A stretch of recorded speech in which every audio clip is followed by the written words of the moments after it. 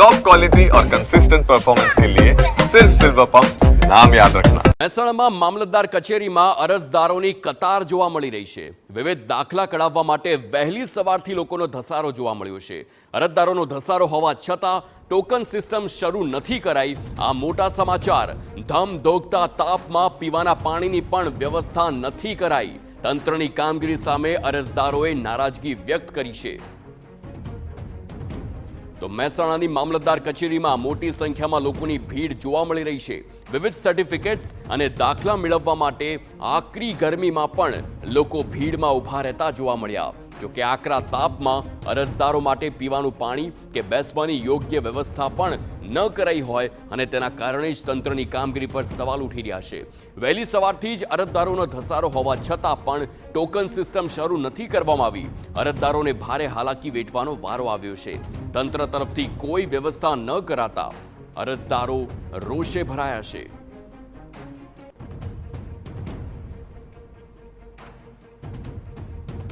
તાલુકામાં આવક ક્રિમિનલનો દાખલો કઢાવવા આવેલ છે, બરાબર। આ બધી લાઈન તમે જોઈ શકો છો કે આવકના દાખલાની જાતિના દાખલા અને ક્રિમિનલ કઢાવવા માટે આવેલ છે।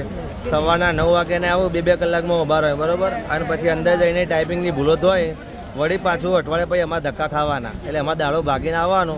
આ લોકો કોન્ટ્રાક્ટ બેઝ ઉપર ભરે છે પણ કોઈ તકેદારી લેતા નહીં અંદર ટાઈપિંગમાં એટલી ભૂલો, બરાબર। તો સરકારશ્રીને અપીલ અને આપણે મામલતદાર સાહેબને અપીલ કે આ જે ભૂલો કરે છે એને ધ્યાન રાખો।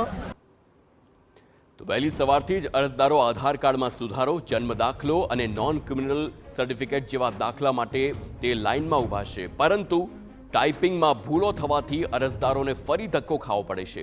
અરજદારે દાવો કર્યો છે કે તંત્ર દ્વારા કોઈ પણ પ્રકારની તકેદારી નથી લેવામાં આવતી।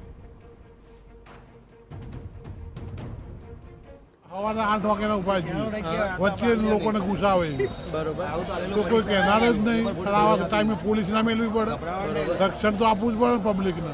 તડકે કોઈ સોયડાની કોઈ સગવડ નહીં, પાણીની સગવડ નહીં। આવું તંત્ર છે બે દડકાડી।